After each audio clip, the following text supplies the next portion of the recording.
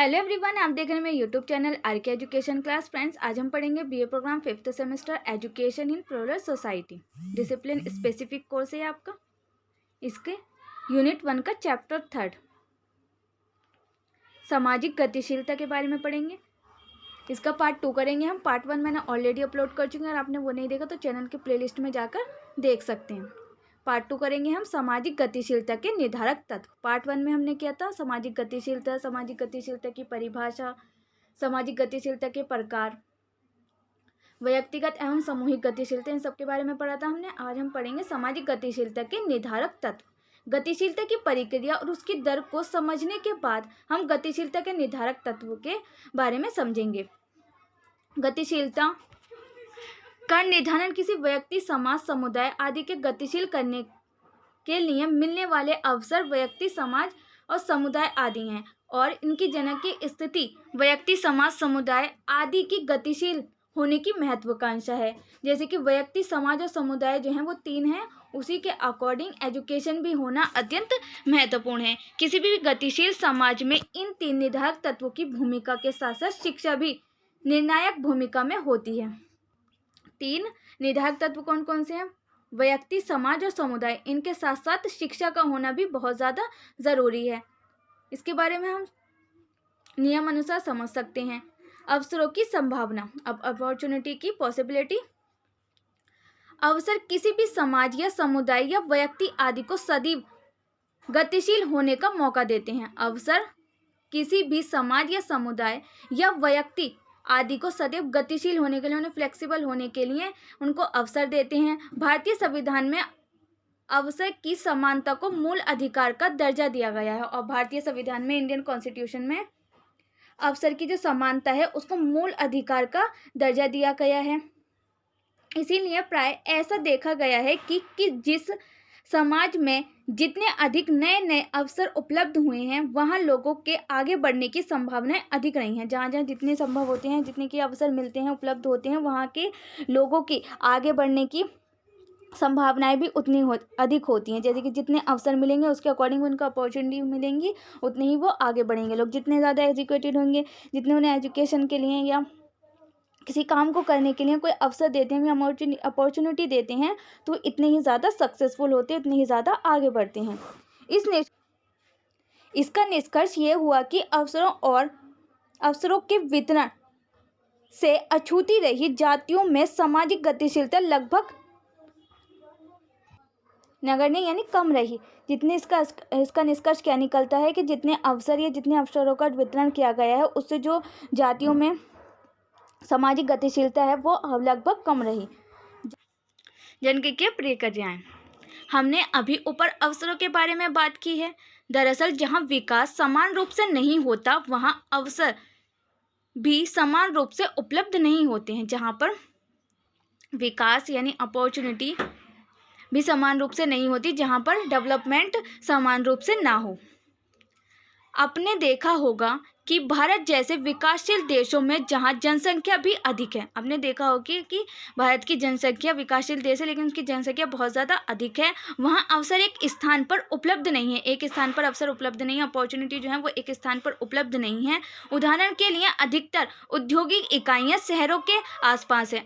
उदाहरण के लिए अधिकतर औद्योगिक इकाइयाँ शहरों के आसपास हैं। उदाहरण के लिए हम क्या कह सकते हैं, जो अधिकतर औद्योगिक इकाइयाँ हैं या औद्योगिक जो कंपनियां हैं वो कहाँ पर है? शहरों के आसपास है, गाँव में नहीं है। गाँव हैं उनमें बिल्कुल भी औद्योगिक जो इकाइयाँ हैं वो नहीं है। ग्लोबल कंपनियां अपने कार्यालय अच्छी सुविधाओं वाले शहरों में ही खोलती हैं, और जो ग्लोबल कंपनियां हैं वो भी अपनी जो अच्छी सुविधाएं वो शहरों में ही खोलती हैं, जहाँ पर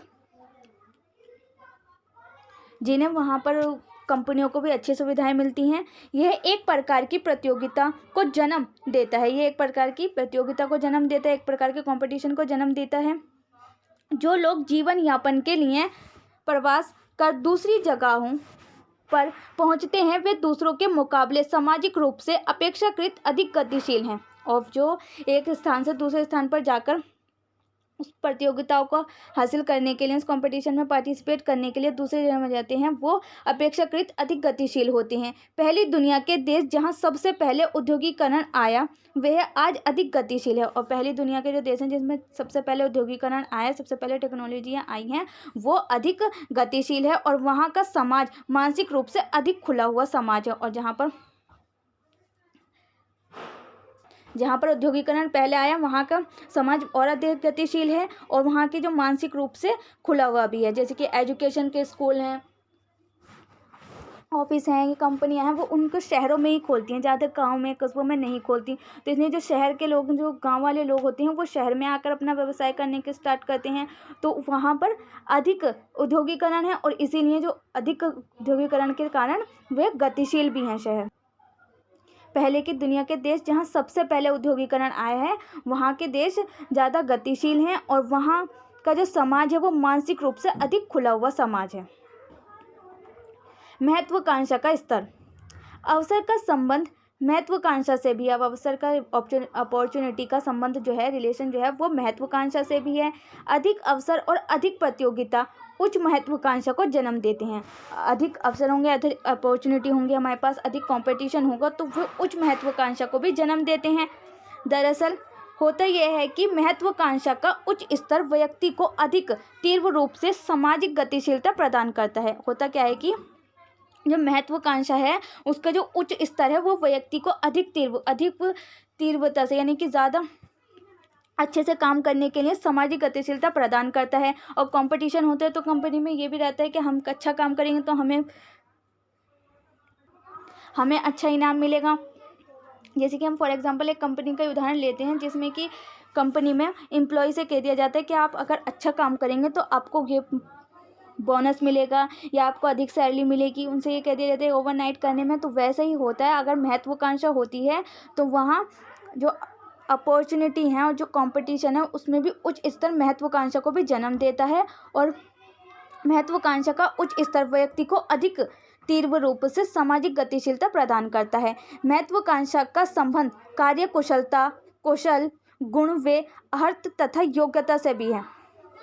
और महत्वाकांक्षा का जो रिलेशन है वो कार्यकुशलता, यानी कि वर्क स्किल्ड रूप से करेगा, वो उसमें निपुण रूप से करेगा, उसमें गुण होंगे उसको करने के, उसकी स्किल्ड बहुत अच्छी दिखेगी, मतलब उसको काम करने में जब कंपटीशन होता है तो लोग अपना काम अपना बेस्ट देने की कोशिश करते हैं। जब किसी समाज में कार्यकुशलता, कुशल, गुण व योग्यता को महत्व दिया जाता है और व्यक्ति भाग्य के भरोसे नहीं होता है तो महत्वाकांक्षा समाज को और समाज के व्यक्तियों को सामाजिक गतिशीलता प्रदान करती है। यानी कि जब व्यक्ति के स्किल पे, यानी उसके कुशल, उसके कार्यकुशलता, उसके गुण के और उसकी योग्यता को महत्व दिया जाता है तो व्यक्ति भाग्य के भरोसे नहीं रहता कि भाग्य में होगा तो ये होगा या मेरी किस्मत में होगा तो ये होगा, उसके भरोसे नहीं रहता। वो महत्वाकांक्षा समाज को और समाज के व्यक्तियों को सामाजिक गतिशीलता प्रदान करता है, अगर हम भाग्य के भरोसे सब कुछ ना छोड़े तो इसके तीनों पॉइंट अब हम करेंगे। शिक्षा और सामाजिक गतिशीलता।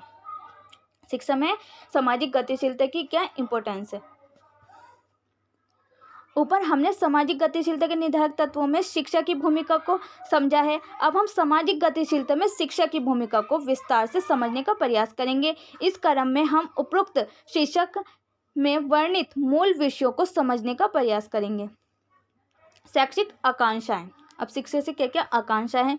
सभी शिक्षा को अधिक महत्वपूर्ण मानते हैं, सभी शिक्षा को, एजुकेशन को महत्वपूर्ण मानते हैं। दरअसल सामाजिक गतिशीलता के निर्धारक तत्वों में शिक्षा को अधिक उपयोगी माना गया है, क्योंकि सामाजिक गतिशीलता के निर्धारक तत्वों में शिक्षा को सबसे ज़्यादा अधिक उपयोगी माना गया है। शिक्षा की वर्तमान पाठ्याचार्य कहती है कि शिक्षा के लक्ष्य व्यापक हैं। जो समाज जितना अधिक शिक्षित है उस समाज के व्यक्ति की आकांक्षाएं भी अधिक होती हैं। यानी कि जो समाज जितना ज़्यादा अधिक एजुकेटेड है, जितना ज़्यादा शिक्षित है, उस समाज की जो व्यक्ति की जो आकांक्षाएं हैं वो भी उतनी ही ज़्यादा अधिक होती हैं। अगर हम एजुकेटेड होंगे तो हमारी आकांक्षाएं भी इतना ज़्यादा अधिक होंगी, हमें ज़्यादा प्रगति करेंगे। अगर हमारे पास एजुकेशन होगी तो हम उस बारे में, जिस चीज़ को हमें करना है वो उसके लिए हम बिल्कुल स्किल्ड होंगे और उस काम को हम अच्छे से करेंगे।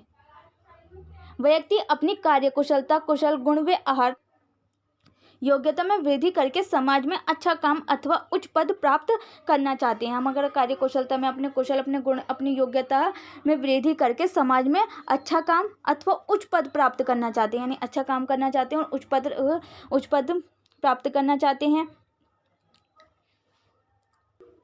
किसी भी फील्ड में हो हम, अगर उसमें हमारे पास अच्छी स्किल है तो हम उसमें प्रमोशन चाहते हैं, आगे काम करके आगे बढ़ना चाहते हैं। और शिक्षा ऐसा करने में सहायता प्रदान करती है, और शिक्षा, हमारी एजुकेशन जो है वो हमें ऐसा करने में हमारी हेल्प करती है। भारत में शिक्षा की ज़बरदस्त मांग है, और भारत में शिक्षा की, एजुकेशन की ज़बरदस्त मांग है। जो शिक्षा, जो एजुकेटेड है उनको ही अच्छा काम करने की अपॉर्चुनिटी मिलती है, उनके पास अधिक अवसर होते हैं उन काम को करने के लिए। यह केवल एक वर्ग या जाति या समाज में नहीं अपितु समग्र रूप से सभी तबकों में पिछली गणनाओं के मुकाबले बड़ी है। ये किसी एक जाति या एक वर्ग या एक समाज में नहीं है, बल्कि सभी में शिक्षा यानी एजुकेशन को लेकर सभी तबकों में ये पिछले जो गणनाएं की गई थी उसके मुकाबले अधिक बढ़ गई है। सभी एजुकेटेड होना चाहते हैं, सभी आगे फील्ड में बढ़ना चाहते हैं और सभी में कंपटीशन बढ़ रहा है एजुकेशन को लेकर। अब शैक्षिक अवसर, एजुकेशन की अपॉर्चुनिटी, अवसर किसी भी समाज या समुदाय या व्यक्ति आदि को सदैव गतिशील होने का मौका देता है। अवसर जो है, अपॉर्चुनिटी जो है वो किसी भी समाज हो, समुदाय हो या कोई भी व्यक्ति हो उसको आगे बढ़ने के लिए मौका देता है। तथा जहाँ विकास समान रूप से नहीं होता है वहाँ अवसर भी समान रूप से उपलब्ध नहीं होते हैं। जहाँ पर विकास समान रूप से नहीं होगा वहाँ पर अवसर भी समान रूप से नहीं मिलेंगे। जिसका जैसा विकास होगा, जिसका जितनी डेवलपमेंट होगी उसी के अकॉर्डिंग उसे अवसर मिलेंगे, उसी के अकॉर्डिंग उसे अपॉर्चुनिटी मिलेंगी। फॉर एग्जाम्पल अगर हम ले सकते हैं, एक बच्चा है, छोटा सा 5 साल का बच्चा है और एक टीनेजर्स है, तो जितना वो 5 साल के बच्चे में नॉलेज होगी उतनी टीनेजर्स में नहीं होगी। तो उसी के अकॉर्डिंग, जिस अकॉर्डिंग हम टीनेजर्स को जो अपॉर्चुनिटी मिलेंगी वो उस 5 साल के बच्चे को अपॉर्चुनिटी नहीं मिलेंगे। तो इसी के अकॉर्डिंग हम क्या कह सकते हैं, जितना ज़्यादा विकास, जितने अकॉर्डिंग हम विकास करेंगे, डेवलप होंगे, उसी के अकॉर्डिंग हमें अपॉर्चुनिटी मिलेंगी। भारतीय संविधान ने अवसर की समानता को मूल अधिकार का दर्जा दिया है, हमने पहले भी पढ़ा है ऊपर वाले पॉइंट में अवसर में, कि भारतीय संविधान ने अवसर की समानता को मूल अधिकार का दर्जा दिया है, कि जितनी अपॉर्चुनिटी जो है वो हमारी समानता के मूल अधिकार का दर्जा मिला है उसको। शिक्षा उच्च स्तरीय गतिशीलता को संभव बनाती है, और शिक्षा जो है, हमारी एजुकेशन जो है वो हमारी उच्च स्तरीय गतिशीलता को, फ्लेक्सिबिलिटी को संभव बनाती है। यही कारण है कि सामाजिक गतिशीलता की दिशा में हमारे समक्ष कुछ चुनौतियां भी हैं, और यही कारण है कि सामाजिक गतिशीलता की दिशा में हमारे पास कुछ चुनौतियां भी हैं। तो इसकी चुनौतियां पढ़ लेते हैं। शैक्षिक चुनौतियां क्या क्या हैं। दरअसल शिक्षा वास्तव में समक्ष कई प्रकार की चुनौतियां हैं।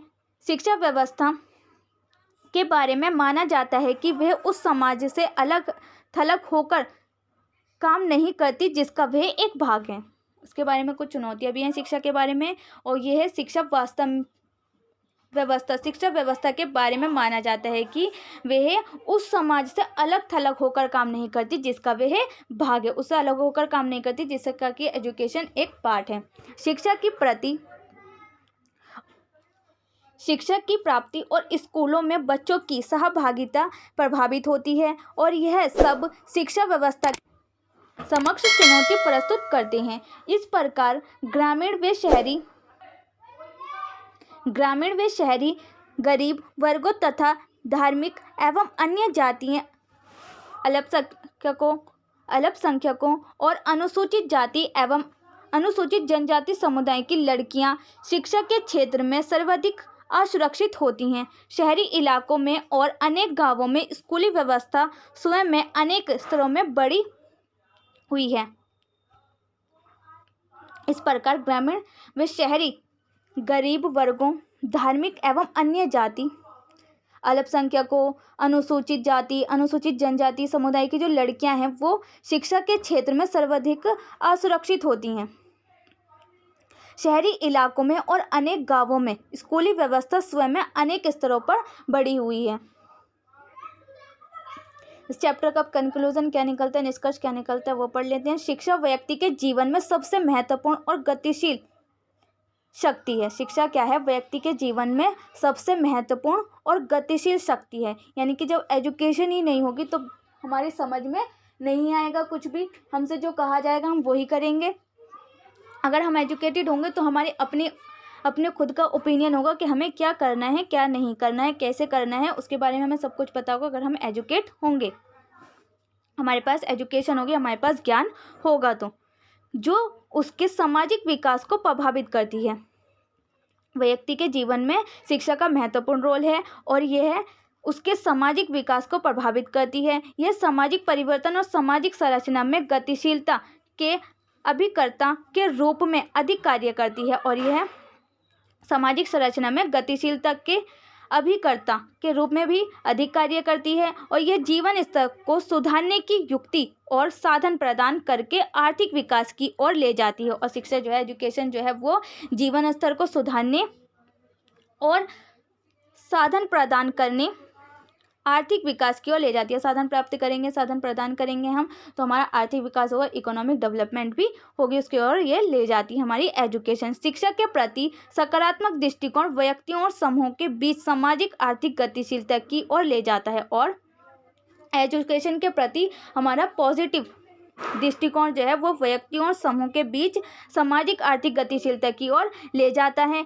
यानी एक किसान परिवार में जन्म लेने वाला व्यक्ति शिक्षा के माध्यम से प्रशासक या कोई अन्य सरकारी कर्मचारी बन सकता है। यानी कि हम कह सकते हैं कि एक किसान परिवार में जो बच्चे ने जन्म लिया है, उसको अगर एजुकेशन मिल जाए तो वह उस एजुकेशन के माध्यम से, अपने एजुकेशन के माध्यम से, अपनी क्वालिफिकेशन के माध्यम से प्रशासन या कोई अन्य सरकारी कर्मचारी भी बन सकता है अगर उसके पास एजुकेशन होगी तो वो किसान का बच्चा हो या किसी का भी बच्चा हो, गरीब का बच्चा हो, वो भी सरकारी जॉब प्राप्त कर सकता है एजुकेशन के माध्यम से।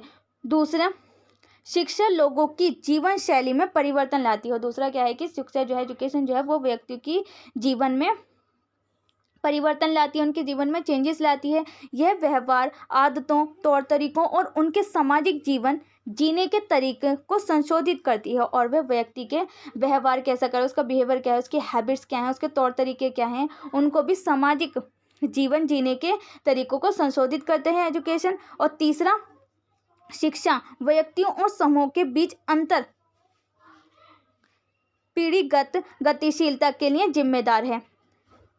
अंतर पीढ़ीगत गतिशीलता के माध्यम से सामाजिक समूह अपनी स्थिति और अपने परिवार की स्थिति को बनाए रखने में सक्षम होते हैं। इसलिए यह कहा जा सकता है कि शिक्षा व्यक्ति और समूह की उनकी सामाजिक स्थिति, व्यावसायिक संरचना, जीवन शैली, आदतों और शिष्टाचार के संबंध में उनकी गतिशीलता में एक महत्वपूर्ण सहायक भूमिका निभा रही है। हम क्या कह सकते हैं, जो एजुकेशन है, जो शिक्षा है, वो व्यक्तियों और समूह में उनकी सामाजिक स्थिति, उनकी व्यावसायिक संरचना, उनकी जीवन शैली, उनकी आदतों, उनके शिष्टाचार, उनके तौर तरीके जीने के, उनके संबंध में उनकी गतिशीलता का एक महत्वपूर्ण सहायक, उनकी महत्वपूर्ण भूमिका, एक महत्वपूर्ण रोल निभा रही है। Education is a part of life. That's all friends, ये था आपका चैप्टर 3 का पार्ट 2। चैप्टर 3 आपका कंप्लीट हो चुका है। नेक्स्ट वीडियो में करेंगे हम यूनिट 2 का चैप्टर 1, यानी कि टॉपिक 1। उम्मीद है फ्रेंड्स आपको वीडियो पसंद आई होगी। वीडियो कैसी लगी कमेंट बॉक्स में लिखकर ज़रूर बताना। अगर किसी और टॉपिक पे वीडियो चाहिए तो आप मुझे कमेंट बॉक्स में बता सकते हैं। और ऐसी इंटरेस्टेड वीडियो देखने के लिए मेरे चैनल को लाइक, शेयर एंड सब्सक्राइब करना ना भूलें। साथ में बेल आइकन को भी प्रेस करें जिससे कि आने वाली वीडियो की नोटिफिकेशन सबसे पहले आपके पास पहुँचे। वीडियो को ज़्यादा से ज़्यादा शेयर करें जिससे कि इस वीडियो का प्रॉफिट उन सभी बच्चों को जाए जिसकी इनकी ज़्यादा ज़रूरत है।